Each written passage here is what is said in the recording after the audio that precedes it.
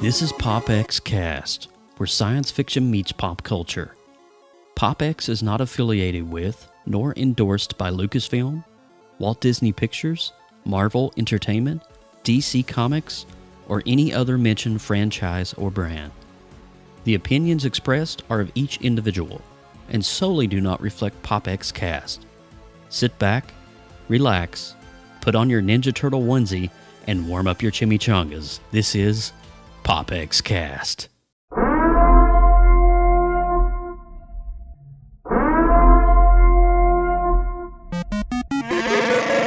You are listening to PopXcast, where science fiction meets pop culture. PopXcast. Here we go! PopXcast. I was born in it, molded by it. PopXcast.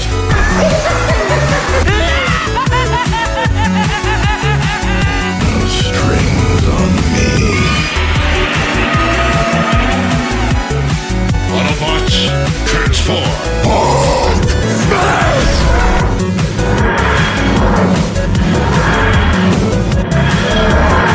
I'm Batman.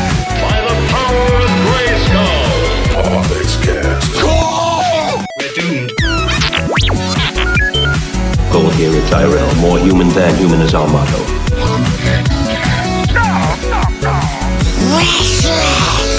Here's Johnny. Never had a pet pony. Hasta la vista, baby. PopXcast. Captain's log supplemental. Negasonic Teenage. What the I am the one who knocks. Excelsior!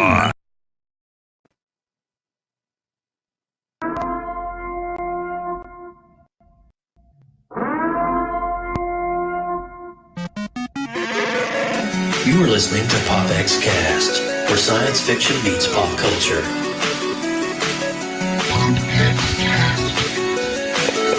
Here we go! PopXcast. I was born in it, molded by it. PopXcast.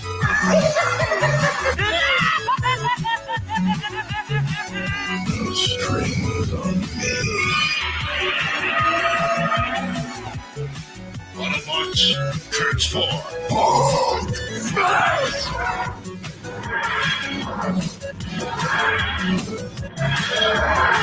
I'm Batman. PopXcast. Goal here at Tyrell. More human than human is our motto.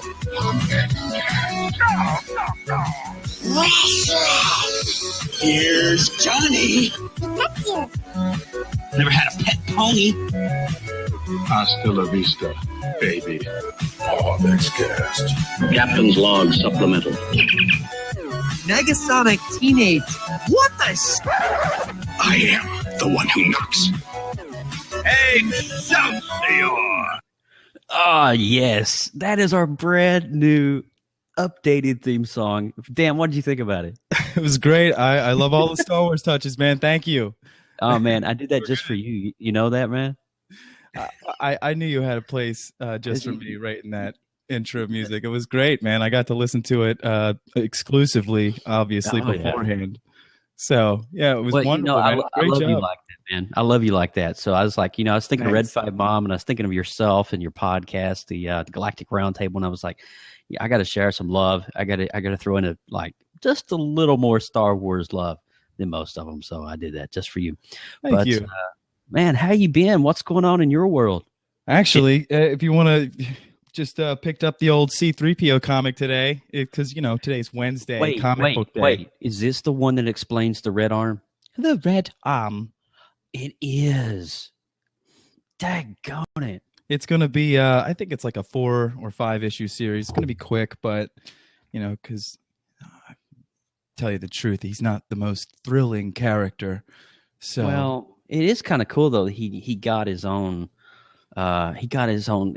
We have an explanation for the red arm finally. Yeah, because we're all sitting here in the Force Awakens and be like, what? I mean, like he just like busts on stage and he's like, "Oh, hello. You might not recognize me because of the red arm." Oh, here, Master Solo, I've got a red arm. You may not notice me. But anyway. We were all drooling to figure out why. Oh, yeah. Deadpool Spidey, number 3. Mr. Jordan D. White right here. Yeah. Yeah. Did you read it yet? I haven't read it. I just got it today, and then I got the Avengers. Now, look at this cover. They've all taken their hats off, their masks, their everything. It's an interesting cover. So I'm anxious to see what that's all about. I've actually been reading the Squadron Supreme, and they were fighting the Uncanny Avengers. It was really cool. Yeah. I love Hyperion. He is the man. Yeah, it's a pretty awesome series what they have going on there. Yeah, I haven't read Hyperion. I got the Hyperion 1. Oh, check this out. Look at this. I got this also to see if someone I know wanted to read it. But I picked up Gwenpool. Wait. Yeah. What is Gwenpool? Yo, this is Deadpool's daughter, I think. I didn't even because you meet her. I'm not going to spoil it for you because you actually get a tie into who Gwenpool is through the Spidey Deadpool comic. Oh God, I'm so behind. I need to catch up. Yeah, man. I mean, just like look at the front. It looks fun as hell. So I wanted to read this bad boy. Cool, man. Yeah. That is really cool. Well, guys, I tell you what, man, we last week was a really cool episode, and I just want to first and foremost say, if you missed it, be sure to go and check it out. We kind of went back to the historical origins of comics, how they evolved. It was really neat. And so if you want to be a part of that and you want to see that, go back over on iTunes, click on that subscribe button, and more importantly, if you're listening, let us know what you think about it. You know, kind of drop us a line, say, hey guys, that's really cool. We are really open to commentary and what you have to say. So do it. Yeah. And, anything we might have missed in our comic book history timeline, please feel free to drop us a line and harass us to maybe make us change our ways and bring you up in the show to fix our mistake. So wait a minute. I might be able to use one of my famous voiceovers for this moment. Do or do not. There is no try. Exactly. There we go. All right. So, guys, we have a really cool, and I do mean really cool, guest for you tonight.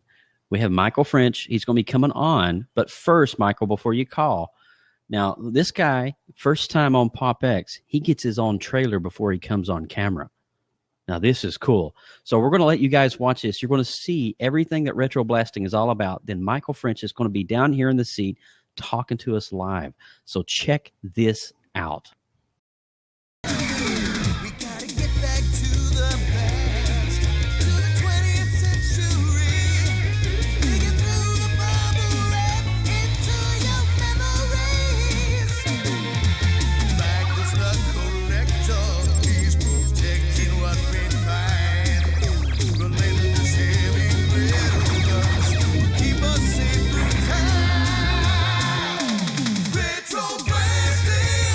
This is not a toy.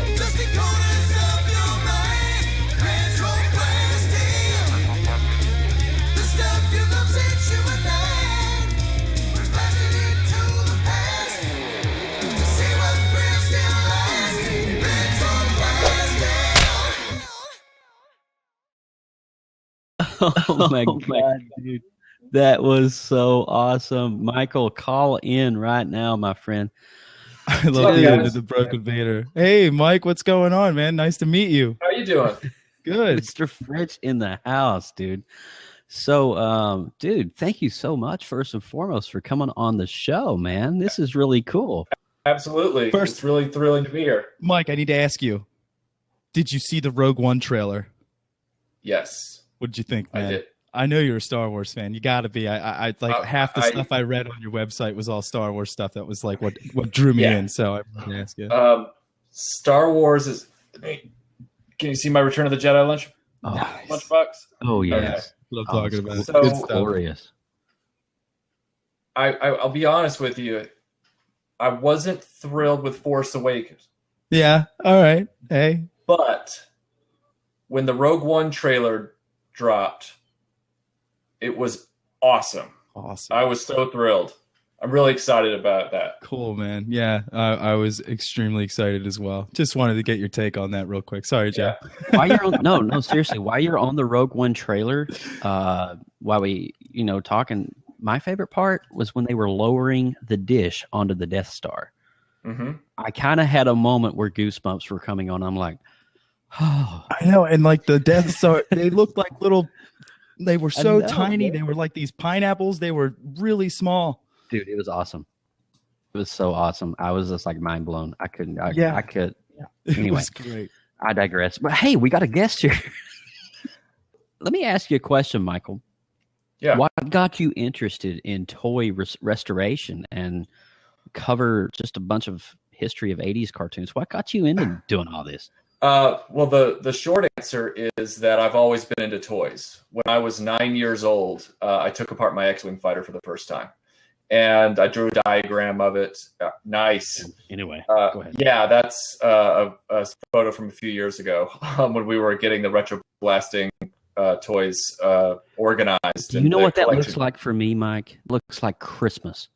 It is Christmas for us too, but we're packing up now to move to another house, and we're having to deal with the same issue again, except now that collection is about 4 times larger. Wow. So, yeah. But I was always loving toys and taking apart toys, not just taking them apart. I wanted to know how they worked so I could be even more careful with them. I wasn't Sid from Toy Story. I was Andy from Toy Story. I was the kid that took care of my toys, did all that stuff. But when it came down to retro, I'm sorry, I was Sid.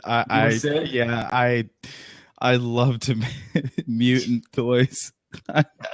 And how many of those do you have left? None. Yeah.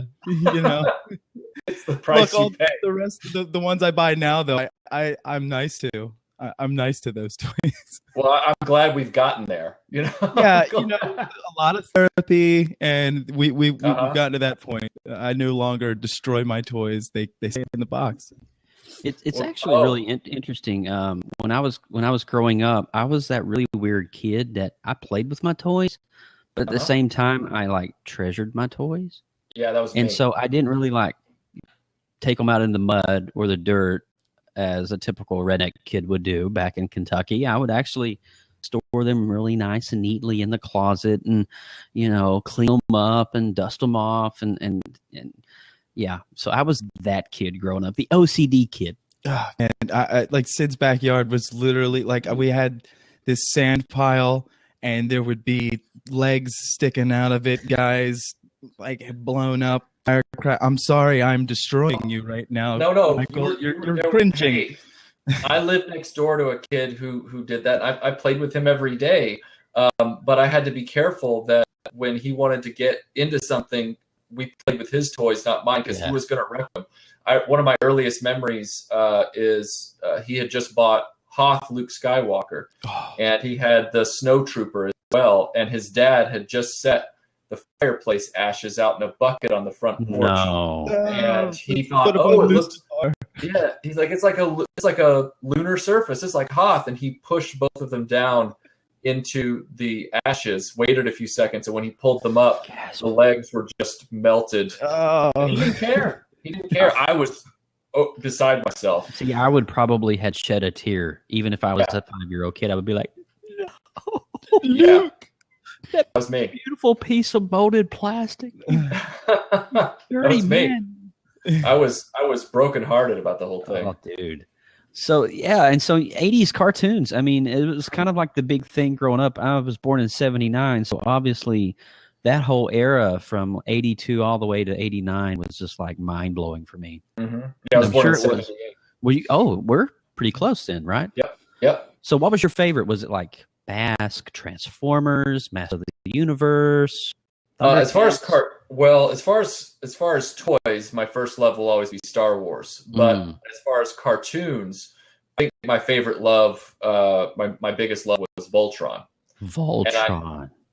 And the reason that I love Voltron so much, not realizing it then, but I realize it now, is because Voltron was one of the few cartoons that actually had an evolving story. You know, all the other cartoons were great. I loved He-Man, I loved G.I. Joe, I loved Transformers, GoBots, all of them. But it was, the story kind of reset every episode. You know, Megatron was defeated, Cobra Commander ran away, and then they started again the next time around.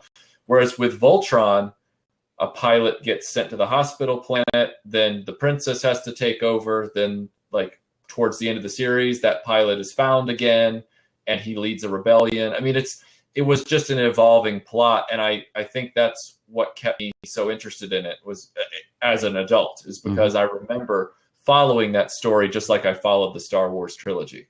So, well, on that topic of Voltron, I know that there's some information that we'll get to later about it, but I just want to keep that on the back burner for now. Sure. But Dan, you got anything for Mr. French? Yeah, actually, I was on your website and I was reading some of your blogs and stuff, and I was reading one about a B-wing. Is that your experience? Yeah, that's me. Oh, right. Yeah, I have very vivid memories of my childhood from the age of 4 to the age of 12. I can remember that period of my life almost better than I can remember high school. Don't ask me why, but I can. And so I can almost tell you the order in which I got all of my Star Wars figures and where I was or where they were purchased. Wow. Yeah, it was a really awesome blog. I was reading up on it. Very vivid. Oh, thank you. Yeah, man. I was like, wow, he could recall so much of that instance of, yeah. And if you like that one, read Squidhead's story. Yeah. yeah. There was my third action figure was Squidhead. No, fourth action figure was Squidhead. First it was Chewbacca, then it was Luke Hoth, then it was Darth Vader, then it was Squidhead. And Squidhead was brought over to my house by the nice lady who lived across the street and her husband. And when they came over, they did the thing where they hid two figures behind their back, and then they had to make my brother and I pick an arm. And my brother was 2 years younger than me. And we picked the arm. This was probably in spring of '83. We picked an arm. She came around. I had chosen Squidhead, not knowing it. And my brother had chosen the Sand Person. Well, I didn't know who Squidhead was because I had not yet seen Return of the Jedi, which was just coming out in theaters at that point. I knew who the Tusken Raider was, and I was beside myself, bawling. I just cried, and of course, my mother, being a Southern lady from Tennessee, she was very, you say thank you to the nice lady. You don't do this. You say thank you. And, I was chastised. And I now wanted the Tusken Raider. Yeah, because I knew who he was. Well, now Squidhead is one of my, favorite figures because of that memory. So that's awesome. Well, what brought me to the B-Wing was actually that became one of my favorite ships. Like I said, I'm a huge Star Wars fan, and I've been keeping up on all the extra canon that's been put out there. And there's a show called Rebels where they introduced the B-Wing prototype. Oh, cool. Yeah, this was the first, time in canon that we see the B-Wing. And I was like, wow, interesting story. This was the first Star Wars toy that this guy ever bought. And, here I am, going a little nuts over the B-Wing and how cool it was after seeing this episode. So, well, in point of order is that it was the last Rebel fighter that I acquired, but it was the one that I actually went to the store to get, because all of my vehicles up until that point had been Christmas or birthday presents. And so, I remember the day I got the Millennium Falcon. It was my 6th birthday, but I wasn't there when my mom bought it at Toys R Us. But this time I went with her, and I remember that. It also didn't help that I got pierced by 30 syringes a few hours later. So that kind of solidifies that memory. That was a very interesting end to that story. When I started reading that, I was like, I think I would remember getting that toy that day too. Yeah. Right. Yeah. You've actually inspired me, Mike. Before we continue on, I was watching a couple weeks ago your Castle Grayskull restoration video. Yeah. Really inspired because I myself have a Snake Mountain and a Castle Grayskull, but I don't have all the parts. Yeah, that's And so my question is, you know, and I want to restore it. sure. 100%, exactly like you did. Find the templates, print the stickers, and do all that. And the thing about it is, how hard is it to find some of those obscure pieces, like the little weapons or some of the parts that just seem to be impossible? I mean, do you fabricate them? How do you find your replacements? Well, I have a rule that's, and this rule is contingent on time as it rolls on. So the first rule I had was I'm not going to recreate anything that was molded in plastic in a factory in the 80s. Now, that rule still holds true for me personally. I don't buy reproduction parts. I try and buy the original parts. I'm not interested in the possibility of 3D printer yet.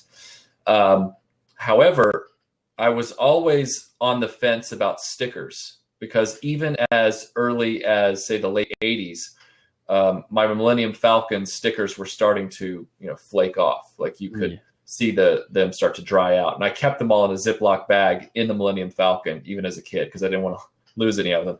But so stickers started to become a gray area. And now I'm starting to find that, of all things, rubber parts are becoming a gray area for me, because rubber, just like the tires on your car, whether it's a mask toy that's this big, or whether it's the treads on the He-Man attack track, which are just black rubber bands, they dry rot. Yeah. All the little wheels on the GoBots, they dry rot. They get really hard, and then they just kind of crumble like stale bread. And I'm starting to feel like, you know what? I'd really like some replacement rubber tires and parts for these toys that have rubber pieces. But to your point about the Castle Grayskull, the nice thing about Castle Grayskull is that I would argue it was probably the most I'm losing my English. It was probably the most highly produced playset in the 1980s, because they kept producing it for quite a few years before they dropped it from the line. I think it took Eternia to drop it from the line. Snap. Yeah, when Eternia came out. But for a while there, it was sold, and then Snake Mountain came out, and it was new, but Castle Grayskull kept getting sold right alongside Snake Mountain. And because of that, most of the parts are very numerous and easy to come by. One of the parts I got was from the Yojo Museum and Outlet Center. Chris Cooper, who runs that, helped me try to get the floor for the side with the elevator on it.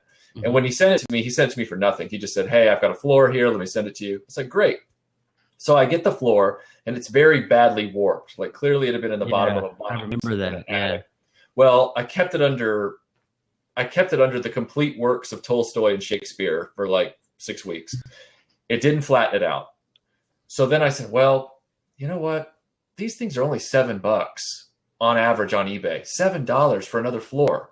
And I can ask the seller if it's flat. That's not breaking the bank. On the other hand, if it had been a $70 part, then I would have said, you know what? No, I'm going to keep working with this until I fix it, because I don't want to drop $70. Now, that being said, I didn't throw away the warped part. I'm going to figure out where it can go, for a good home or maybe a custom or something like that. The hardest parts to find on Castle Grayskull, though, there are 4 parts that are hard to find. One of them I don't really count. And before I get into those, the 2 little floors on the turrets at the top, those are starting to get hard to find. They're a little more rare than, say, the main levels. Okay. But the hardest parts to find are the cardboard pieces, which nobody remembers. Like when I started researching Castle Grayskull a few years ago and looking at my brother's, his cardboard parts have been gone so long, I didn't even remember us having them.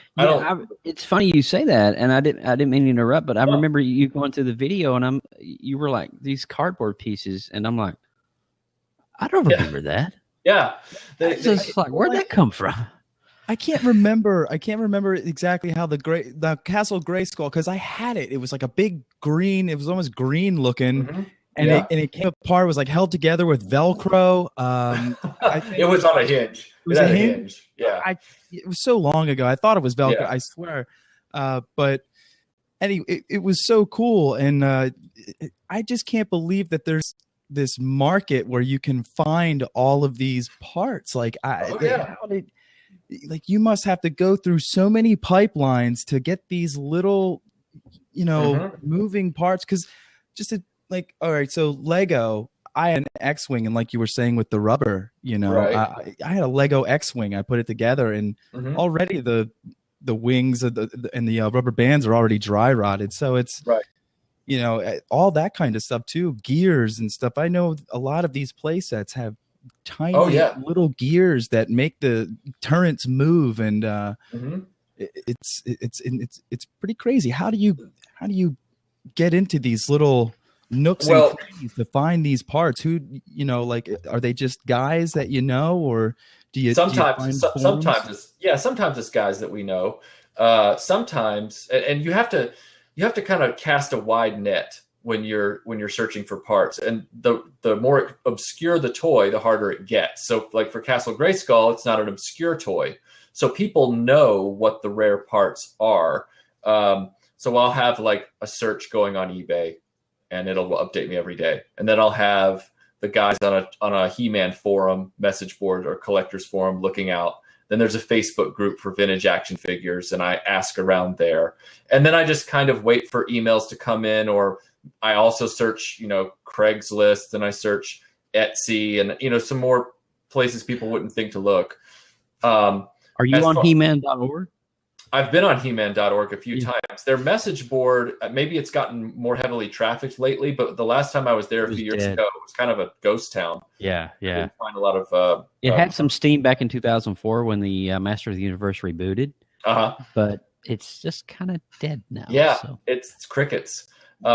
The nice thing about Legos is that Legos of any era, Legos has this huge following. And so they have this support system in place. Yeah. I have some vintage Lego sets from when I was a child, the space Legos, and I need some parts here and there to recomplete them.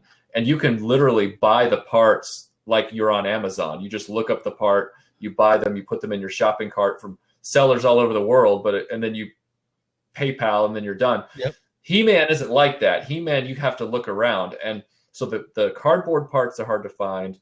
The small pistol that comes with the weapons rack is hard to find. The laser gun. It's about this big. It's gray. That's hard to find. And then if you care about an original sticker, the flag is hard to find. You can find the flagpole all day, but you can't find an original flag very easily. Wow. So not that I would mind having a repro sticker flag. It's fine by me. So.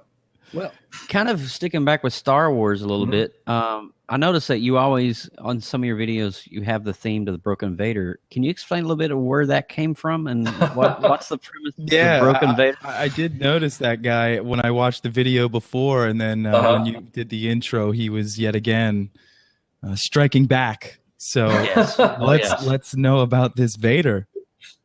Broken Vader is one of those happy accidents that happens when you're making these videos. Before Broken Vader occurred, just to give you an idea of how these things played out, there was a time for a while where Melinda would end some of the videos randomly with a Land Before Time Littlefoot hand puppet. Oh, and, the one you got at Pizza Hut?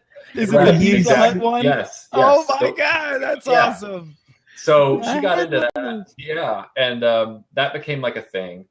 And so we were getting questions about, are you ever going to restore the 12-inch Star Wars figures of any kind? And I thought to myself, because the first thing I do is I look for toys in my own collection that need repair. And if they don't need repair, then there's not really a video to do unless somebody has a childhood toy they need restored. And we've done that on occasion on a case-by-case basis.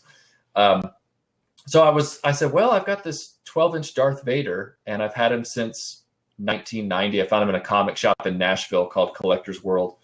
And I said to myself, well, his arms have dry rotted. The rubber band that holds the arms through the torso has dry rotted. So maybe I can restore him. Well, I was getting ready to do this big Star Wars video. We have a sub-series called Star Wars Follies, and it's all about the weird quirks of vintage Star Wars figures.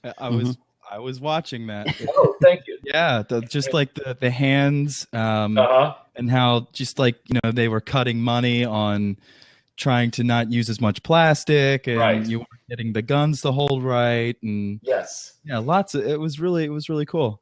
Thank you.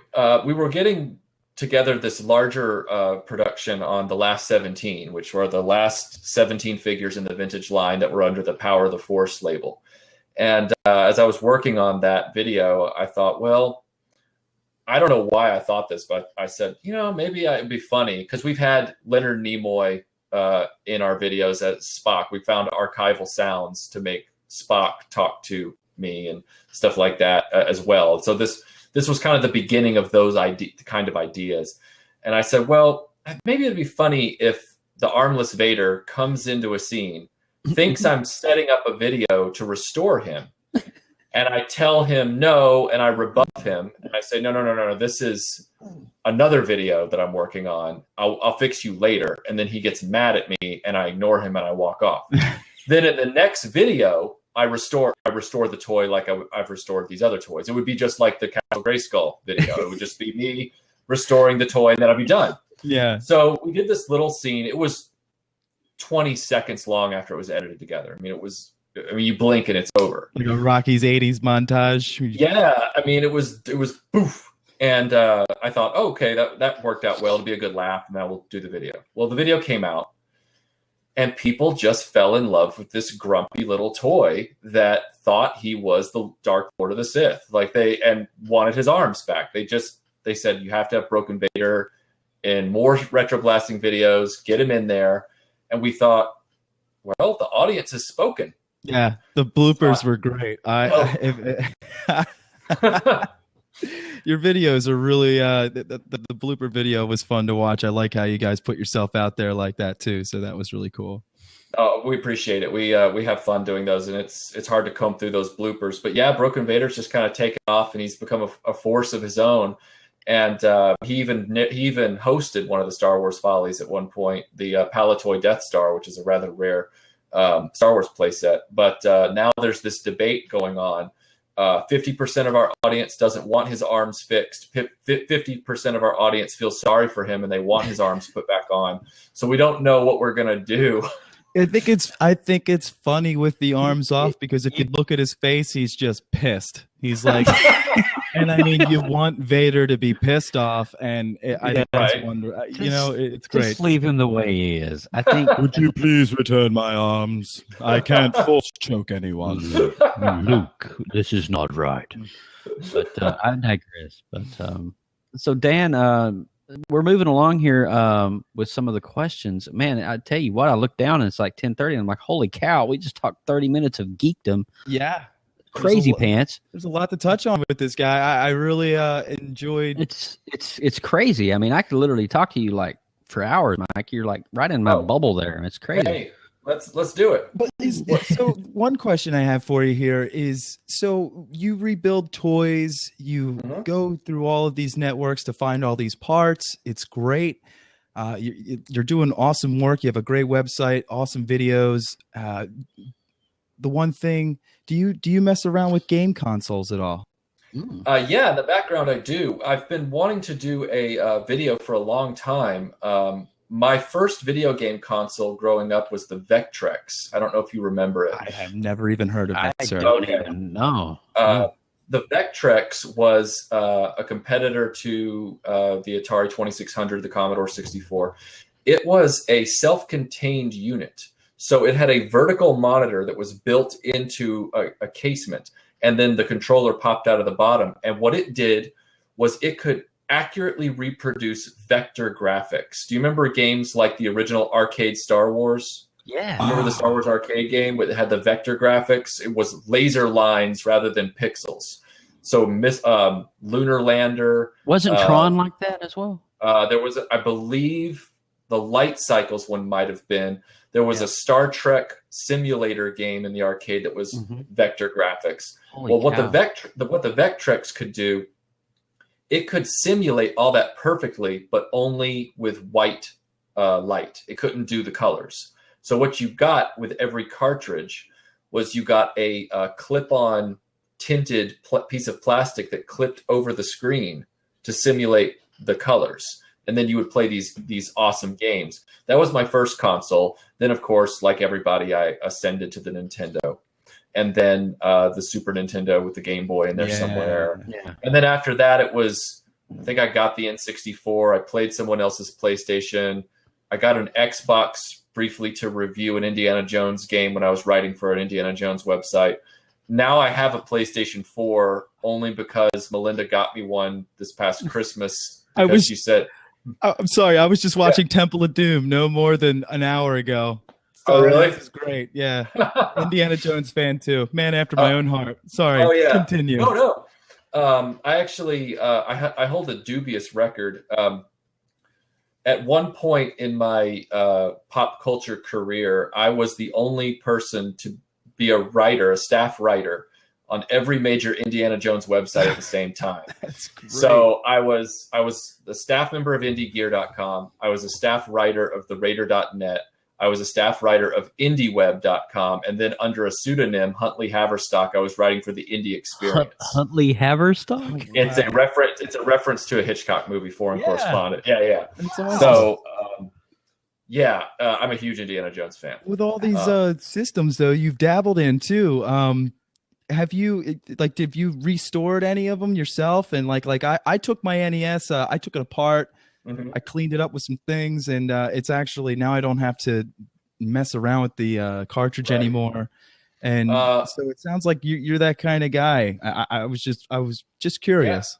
I recently took the casing off my Vectrex and used an air compressor on low to blow out 30 years of dust. Nice. Because those the vector graphics console or unit within there is a cathode ray tube. So I made sure that it was unplugged for like a year before I went to touch it.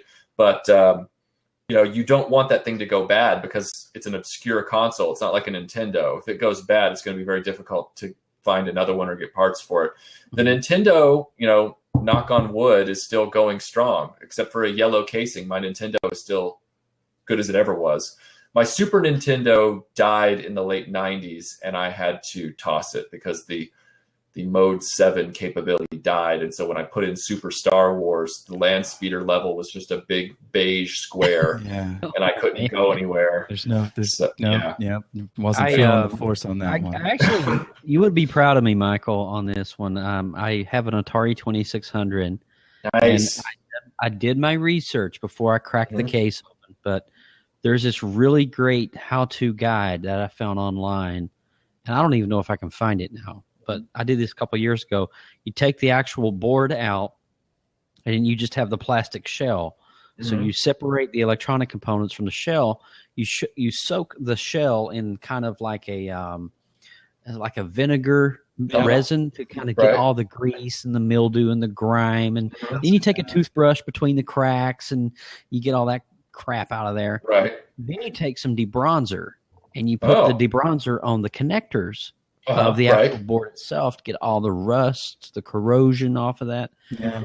And it didn't work before I did this. It didn't. No. Oh, it didn't, before you did it. Okay. Before. Then I hooked everything back up all nice and neat, and I went to Radio Shack, had to get a special plug so it would hook up to the VGA on my HDTV. Believe it or not, Space Invaders loaded on the first try. I was like, wow. What? You did it. A clean electrical connection will always do it for you. I did it, and the next cartridge I loaded, of course, was E.T. Okay. Nice. Oh yeah, worst game ever. It was just as bad as this game my brother had. It was this Winnie the Pooh game. It was terrible. It was It was just the worst graphics, and he just it was terrible. So you never give up on multiple fronts. You didn't give up rebuilding the Atari, and then you didn't give up on the worst game ever created for the Atari. No, and even though I can't even progress into any sort of level whatsoever in the game of ET because it's so horrendously made. There was actually a special dump for all the ET games. There's a Netflix movie about it. Yeah, it's the death of Atari. Yeah, I mean, it's crazy. But Michael, we were talking earlier back at the beginning of the show a little bit about Voltron. Mm-hmm. Okay. And so Voltron has slowly trying to get some momentum, some steam, if you will, in moving ahead. And what other shows would you like to see kind of brought back to modern time? I know Netflix is in talks of bringing it back. And Mhm. if I'm not mistaken, in 3D, is it like DreamWorks working I with think it? it's DreamWorks. Yeah. Okay, Yeah. can you give us any information about that, or? What I know is that it's the people, the DreamWorks studio is doing it. World Events Production still owns Voltron, but they have licensed Voltron to DreamWorks. And it's the people behind Attack on Titan, I believe, that are doing the Voltron show, which is a recent, anime that's rather trendy, and was well received. As far as what I know about it, I know it's in production right now, and I know that DreamWorks is hoping to push it out big onto Netflix, and then hopefully that will spawn other projects for Voltron. They also announced that Playmates Toys has gotten the license to do new Voltron toys. So we'll be getting new Voltron, I assume, action figures at some point if this does well. Be as like high caliber as they were. I mean, like, I remember the old Transformer toys. These things were so much fun to put together, and the Voltron toys, like, they clicked real nice. Like everything, it seemed like everything just was made. I'd hate to be that guy to say that things, some of these toys were made just a little bit better. That's because you have an innate love, and you don't even know it. You have an innate love of Japanese robot toys. because I think he just came. I just think he just admitted it right there, live on PopX. Psychological breakthrough. In the early 80s, a lot of Japanese robot toys were being imported by toy companies to the United States, even if they didn't have a show. So there was a whole series called, I believe they were Godaikins, and they were under the Bandai label. They called them their Godaikin series, and one of the earlier ones that they brought out was something called Golion, and you can look it up on eBay. You can find a Bandai Godaikin Golion, and you'll go, wait, that's Voltron. And it's because Voltron is based off a Japanese show called Beast King Golion. Yeah, okay. The manufacturer Popey brought out the Voltron diecast toy in Japan in 1981. Well, the first Voltrons to hit the States in 1984, when Voltron premiered here, they were the ones from Japan. They even had a sticker, made in Japan, GB36. And then as the popularity increased and more people wanted to buy them, they subcontracted the Voltron diecast to factories in Taiwan. When that happened, the quality was a little less, like those pieces, like you were talking about, the joints didn't click together quite as well, although as kids we wouldn't notice. But the real problem was that they found out there was a lead paint problem with those. Yeah, it's so like, there was it's like Mega Blocks over Legos, you know? Yes. You always want Legos. Yeah. But it was the Japanese robot toys were they were a cut above. But what you got with them, there are pros and cons to everything. You get these amazing, beautiful toys, but they came with certain disadvantages. So, for example, behind me, that's my childhood Optimus Prime, right there, my original 1984 pre-rub Optimus Prime. He has been rebuilt by me 3 times. To try and get him back to the way he was, because I was playing with him. I'd say I'd had him about 4 years, maybe 5 years, and his leg just snapped off in my hand. I thought, oh my gosh, this is my favorite Transformer ever. What am I going to do? And I kept him with his leg. There was no way to repair it. I kept him with his leg in a box for 25 years. And then after RetroBlasting started, I thought, well, it's time to put him back together. Well, I put him back together once, but it was a Generation 2 Optimus Prime that had all the parts, which was from the early 90s. And his red color was a little different. And I thought, this isn't going to work. So then I found another Optimus Prime that was appropriate. He had some of the parts I needed. Then I found another one with some of the parts I needed. I took the G2 parts off of him, put the G2 Optimus back together, put him in a box, and then Frankensteined my childhood Optimus back onto a bunch of other stuff. It took me three tries to get him where he was. That's because while the Japanese toys were die-cast and they were precise and they were intricate, that intricacy came with certain breaking points and fragility that, doesn't hold up. Yeah. It's just weird that you say that about Optimus. I wish I could run into the other room right quick and grab I have a G1 Optimus Prime unopened in the box. Is that your favorite? What's your favorite toy? My favorite toy would probably be either. It was a mix because growing up, I was from Kentucky and my dad was a coal miner, so I always had this fascination with 18-wheelers and trucks. That was my thing. You know, most kids went to Tonka Toys. Well, I kind of went to these semi-looking toys. So Mask obviously appealed to me. I wanted the semi, the battle, and then obviously before Mask, Optimus Prime. Right. And it just blew my mind. And a quick story for you, how I got this G1, and I may even pause the recording and go grab it and show you.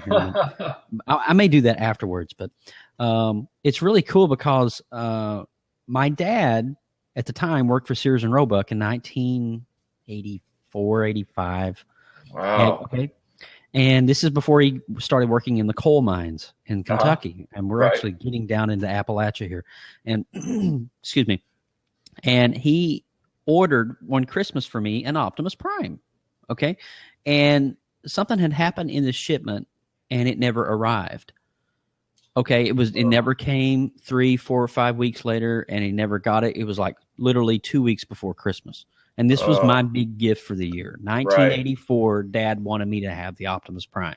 Yeah. And so he called Sears and Roebuck back then when they had a magazine and a 1-800 number. Yep. He called him up. He's like, hey, I ordered this and it's not here. Oh, I'm sorry, Mr. Burke. We'll get one out for you overnight delivery. Well, it came. A week later, the one that was supposed to arrive showed up. 2. Wow. He didn't tell me he had the other one. Wow. Until I was 16 years old. This is the crazy thing. This is crazy. So we're getting ready to move from our old house into a new house. I'm 16 years old. Dad gets into the closets. We start tearing everything out of the house because we're moving. Right. He looks up, and there's this Sears and Roebuck brown box. He's like, what is this? I can't remember. And then he opens it up, and he's like, son, you need to have this. And I slide it out of the box, and behold, G1 Optimus Prime unopened, mint condition. I literally almost passed out. I could not. Yeah. I was like, as a 16-year-old, I knew the value of this toy. Oh yeah, yeah. That's sitting there like, awesome. I was sitting there like, oh Jesus. You have no idea. I'm still looking for just a box in styrofoam to put mine in. Oh, wow. Like, I'm still just searching for one of those. I'll pause here and at the end of the podcast, I'll show you. I'll run and grab it. It's just in the other room. But that's my quick little story. But so I myself had it was actually kind of a two-way. It was a toy and it was also kind of a pillow. It was this Never-Ending Story Falcor, and it had like the head that was like plastic and the tail, but like the middle was all soft and squishy like a pillow. I loved that thing. It was so awesome. I just figured since we were all sharing our favorite toys. I remember you said Never-Ending Story, Dan. I had this, remember the medallion, the snake medallion? Oh, how can you forget? Dude, let me tell you, my dad somehow got off of the Mexican black market because they never produced toys here in the United States for Never-Ending Story. Right. He somehow got it. He knew somebody who had this, and they must have went to Mexico, picked these up, blah, blah, blah, yada, yada, yada. And I wore that thing to school for like 3 years straight, right here on my neck. I was that kid, man. You do not mess with rock batter up in your business. You know what I'm saying? Yeah, Mexico is the only place Never-Ending Story toys were sold, and they were, they didn't move. They were just kind of like little sculptures that you bought, and they wasn't even made by a major. They were just like quickly done, and it was one and done. But I had the little medallion. It was so nice. Cool. That's probably the best piece in the line. Yeah. So, but while we're on the subject of toys, like all the new stuff that's been coming out, like what's your so I'm really digging these Black Series figures that Hasbro's put out. I've never been a person to not take something out the box. I was like, but they're so nice. Like, I feel like if I do, I'm gonna ruin it. So I mean, do you have anything that you like that's been being put out that maybe reminds you of the old Kenner toys? Like, is Hasbro doing a good job or a better job? It's funny. I collected new Star Wars toys for quite a few years in the 90s, and then I had to go to college and had no expendable income. And then Episode 1 came out, and I collected all those before the movie came out. And then I stopped because it was like drinking out of a fire hose. There was just no way to keep up with all the Star Wars toys that were coming out. And then I realized that my memories, as I said, were very vivid. My memories were really with the toys that were with me when I was young. Mm-hmm. And so I decided that my money would be better spent for me personally because of my vivid memories, trying to get all of the toys that, and at this point it was specifically trying to get all the Star Wars toys that I always wanted as a kid and could never acquire, whether it was because they'd been discontinued or my parents just didn't, you're a kid. You don't need every toy that's out there. You want every toy that's out there. You don't need them. And so I started selling off that stuff and going back into vintage, as they call it. And then it expanded from there. I started looking at, the old G.I. Joes and putting them back together, my old Transformers, my David Hasselhoff kit car, like things like that. There's this guy right here. Do you remember the cartoon Black Star? It was sort of a proto He-Man, and he rode this dragon called Warlock, and he had a crystal sword, like a star sword. Like wasn't that on the USA Network? Looks so cool. It probably was rerun on the USA Network. It was originally on just broadcast Saturday morning television. But I guess to answer your question, I do keep up with the new toys that are coming out. I have a lot of friends who collect the Black Series Star Wars, and they collect the Force Awakens, and they've been collecting everything since long before I stopped. They're completists that have everything. Yeah. I mean, Rancho Obi-Wan, you should go there. I think you would be a huge fan. I've been to Gus Lopez's house, and I don't know if you know who he is. No. But Gus Lopez is he lives in Seattle. He's one of the preeminent Star Wars collectors, but he goes beyond toys and merchandising. Sansweet at Rancho Obi-Wan collects he's the anything man with the Star Wars logo on it. Yeah. Gus Lopez has upped the ante back in the late 90s. He acquired, this is no exaggeration, he owns the Death Star, the actual original movie Death Star, and it's in a case in his foyer. Yeah, because it was only... Yeah, and that's the tip of the iceberg. He has crew jackets, blasters, Ewok helmets, lightsabers. He owns Princess Leia's slave outfit from Return of the Jedi, the one that sold recently. I would suspect that in a few days we'll find out he was the guy that bought Harrison Ford's jacket from Force Awakens. Oh, wow. He has his whole house. I don't know that, but I'm saying I wouldn't be surprised. His house is a museum, and I'm never going to be at that level. I have a few pieces, as a matter of fact. Let me grab this box right here, and I'll show you. Here we go. This is great. I'm so geeking out right now. You have no freaking idea. Yeah. I don't have original props, but I am obsessed with. So in the 1980s, this Ever-Ready flashlight was my lightsaber. That's awesome. That is right. that is a lightsaber. All right. I would think the same thing. This is a replica that I own. It's one of my prized possessions. This is Luke's lightsaber from Return of the Jedi, and it's known as the V2. Not to go into too many details, but there were two hilts that were done. The one that's most commonly seen commercially replicated is one that was only in the film for 2 shots. It's not this one. It's the one where Darth Vader says, it's in close up, and he's like, "I see you have constructed a new lightsaber." And he's got it on his hand. Yeah. Well, that looks different from this one. This one actually was made off of Alec Guinness's stunt prop from the original Star Wars film, and they took the blade off of it and made it Mark Hamill's belt saber for Return of the Jedi. So this is known as the V2. Nice. That's one. I'm also obsessed with the original. The lightsaber that I love the most is the one from Empire Strikes Back. This is so awesome. I'm sorry. I'm just like no. I'm like drooling. I'm having to wipe my lip. I'm like so the original lightsaber was made off of a Graphilex flash handle. This is an original flash handle from a 1940s camera. Oh, that's so cool. Yeah. And it I got to put this down here. That's Anakin's, or is that Darth Vader's? It's Anakin's, and then it became this one. Your father wanted you to have this when you were old enough. But your uncle wouldn't allow it, Let me which just is look down it. which is from New Hope, and then in that photograph, Yeah. which wasn't really the movie. I always saw that one. It was funny. And then in Empire Strikes Back, they changed the look of it a little bit to make it just a little more sophisticated. So then Force Awakens is bottled off this one. Yeah. This is the New Hope one, and then you saw the Return of the Jedi one, which he made himself. Awesome. Yeah, as a matter of fact, this one, you notice how it has two buttons on the top, on the left and right? Yeah. And this one only has one button, and then it has this flat piece. Yeah. Rey's from Force Awakens is this one with only one button on the top and then that flat piece. That's Rey's. So, yeah, Wow. I didn't really enjoy Force Awakens, but when that lightsaber came up, I watched it like a hawk for 2 hours. I was just like, what's going on with that lightsaber? So That's I'm like mind blown. Michael, we got some questions here on the sidebar. If you look on the left hand side here, we'll go through these. So it looks like Harry Partridge asks. And he says maybe Melinda can answer this. Is RetroBlasting planning on attending Dragon Con this year?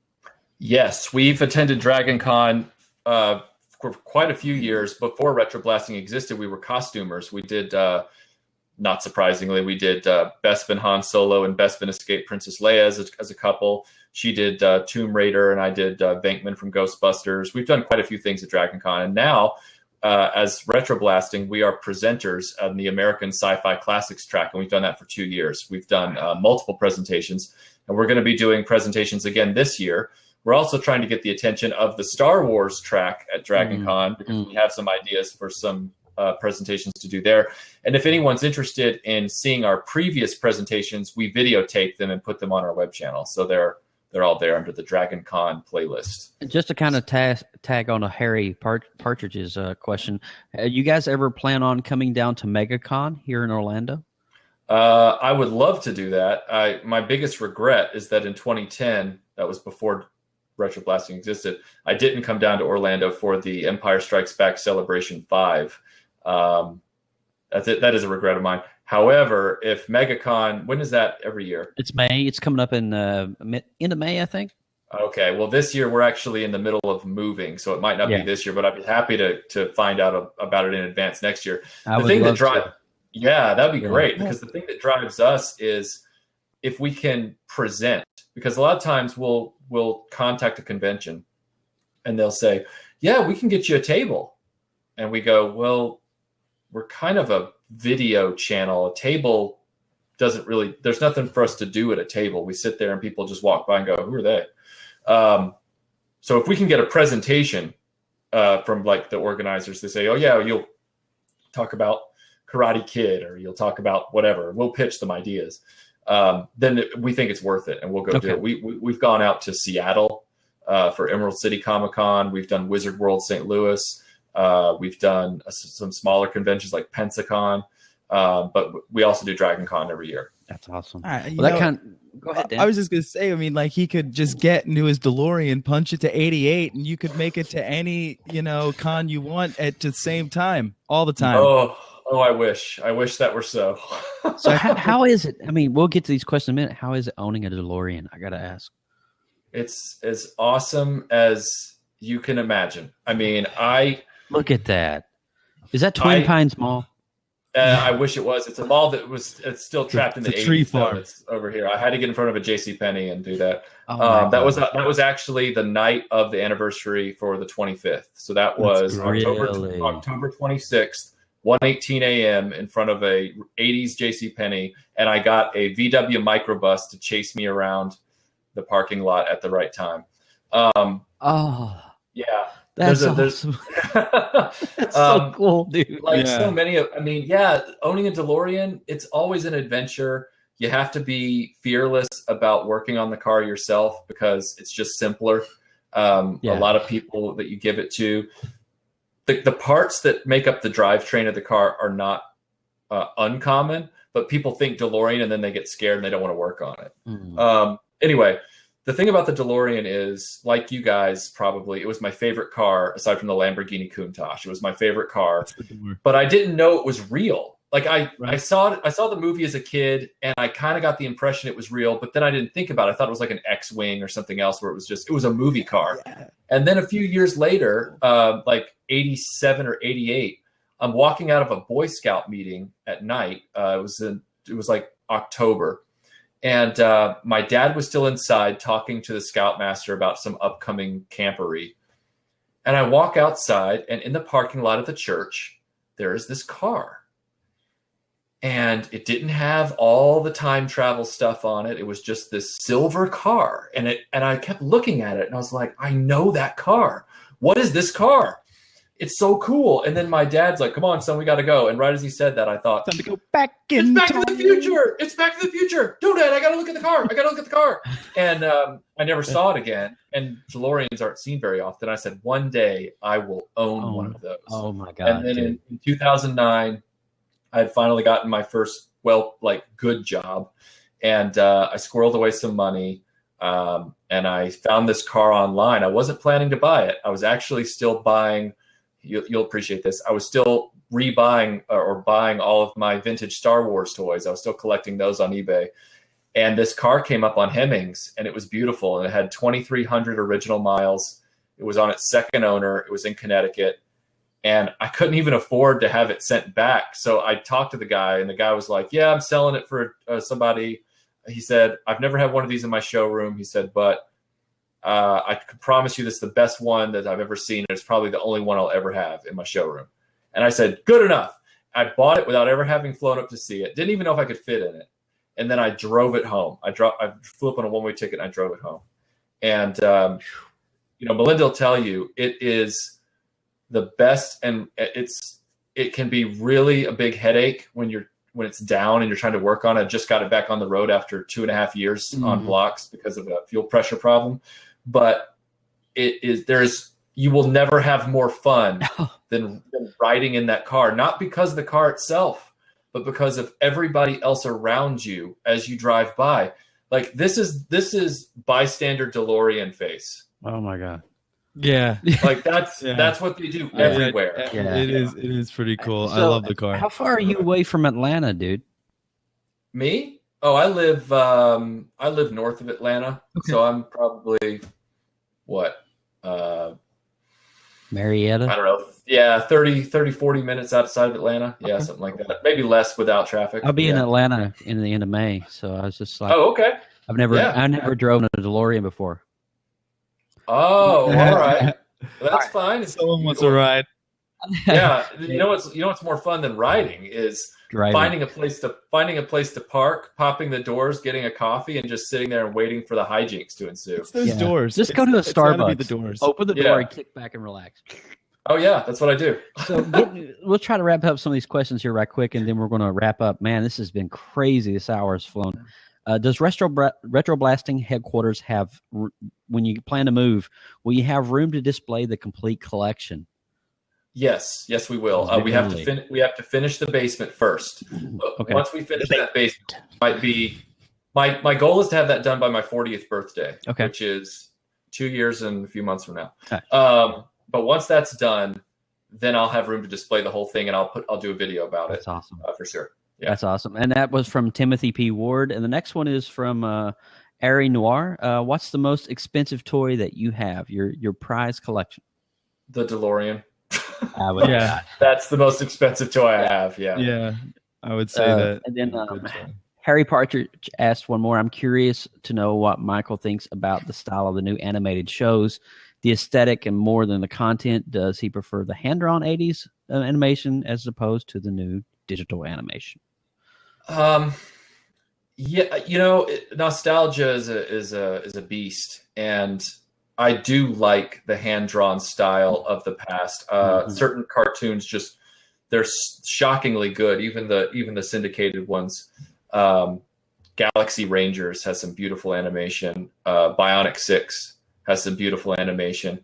I do like 3D when it's done well. Yeah. I watched all the way through Clone Wars, and Clone Wars was up and down, where sometimes they all looked like wooden puppets, and then other times it looked really good.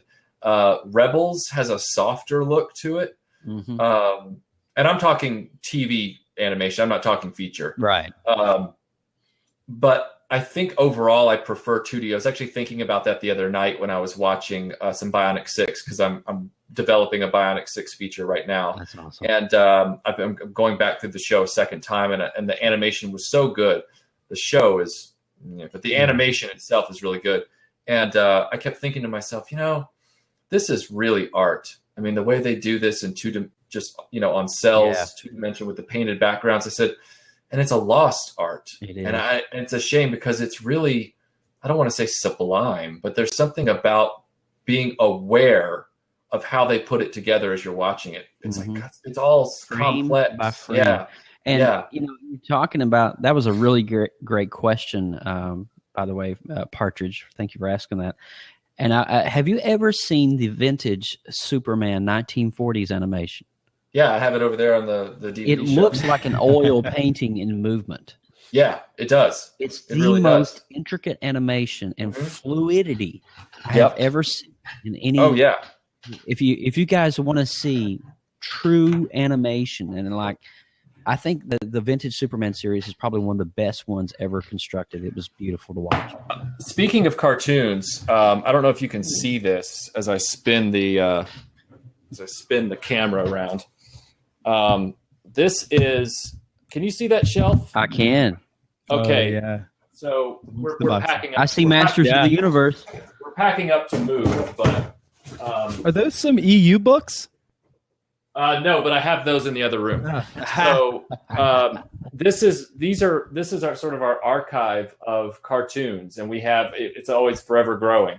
And so we have, She-Ra, Batman, the Max Fleischer Superman cartoons, Galaxy Rangers, Filmation's Ghostbusters, Go Lion and Voltron, Jason the Wheeled Warriors, Rambo. I mean, we're always trying to expand our library because that's where the videos come from. Yeah.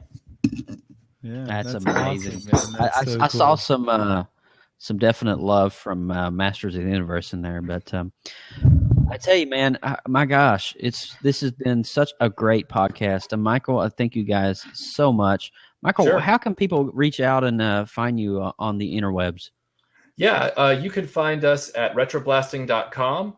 Our main site is our YouTube channel. So if you go to YouTube and type in RetroBlasting or YouTube.com/user/RetroBlasting, they put that user thing in there now. I think actually, if you type in YouTube.com/RetroBlasting, it will take you there. I mean, I typed in RetroBlasting, and you guys were just top. Right.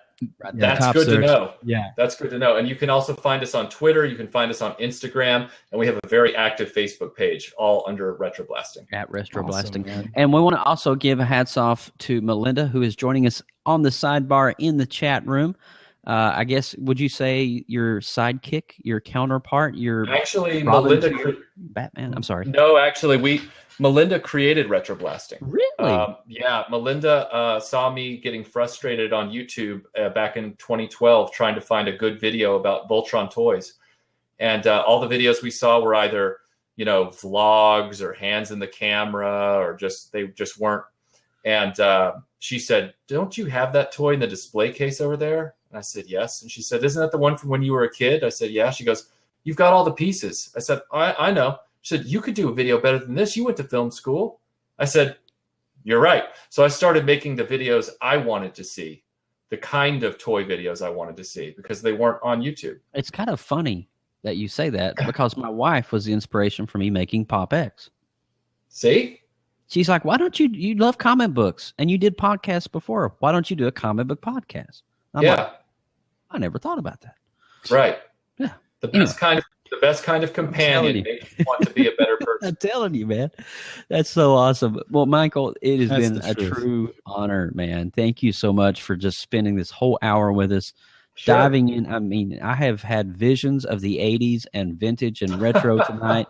This has been truly awesome. And, man, if you need anything from PopX, you be sure to let Daniel or myself know. Hey, and thank you I for will. nerding out with me on my some God. Star Oh, Wars yeah. stuff, man. I was This is really, what I was do, excited. man. Yeah, it's great.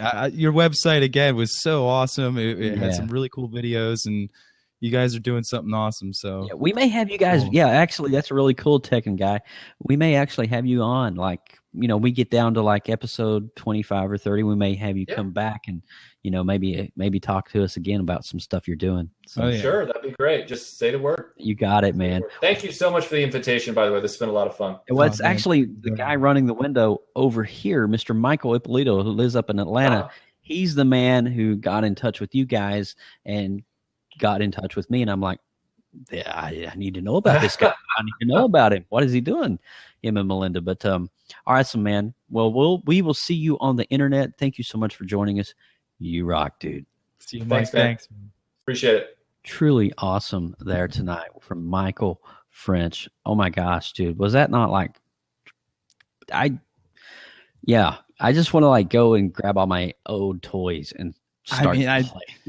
It was I love it when a guest is that easy to talk to about just so much of the things that I loved growing up as well. I know we're in a different age range, but still all of the geek things and toys and stuff that we play with, it's all comes from the same heart, Truly amazing. It's great. Truly amazing. And again, it's retroblasting.com. Be sure to check out their website. But I want to give a couple of shout outs right quick. I want to thank Lindsay over in the chat for doing all of her moderation and just rocking it out like she always does. Oh, yeah. Lindsay is amazing. She's doing all that stuff, posting all the stuff. She's the best.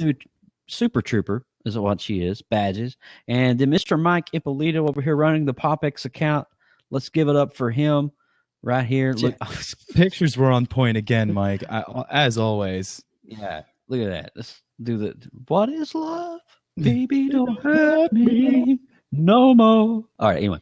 But guys, my name is Joe Burke at I Strive to Thrive, and you guys can check me out all on the interwebs. And we have you can email us at popxcast@gmail.com. We would love to hear from you guys.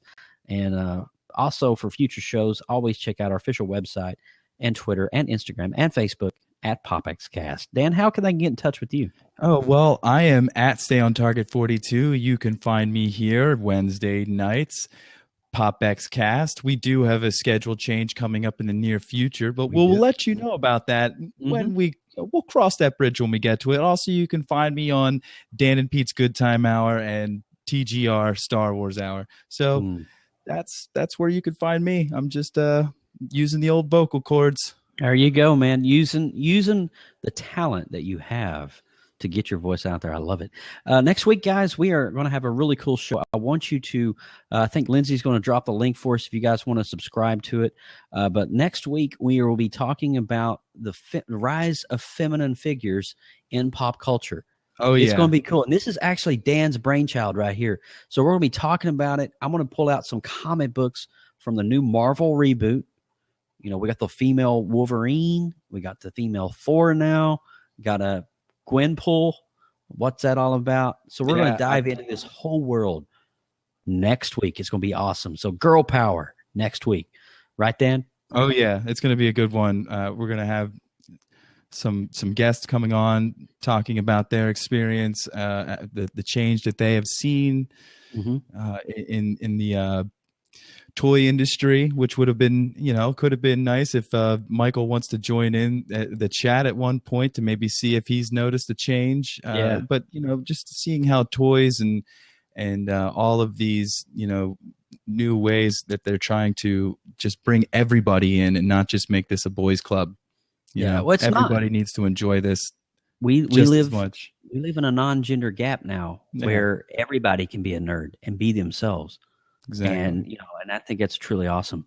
But guys, thank you so much for listening. Episode 11 is a wrap. We are finishing up RetroBlasting, coming to you right here on PopXcast. We will see you next week on episode 12. Get your geek on. All right, see you. From everyone at PopXcast, thanks for listening. Be sure to give us a 5-star rating over on iTunes and subscribe for more great content. Drop us an email, popxcast@gmail.com.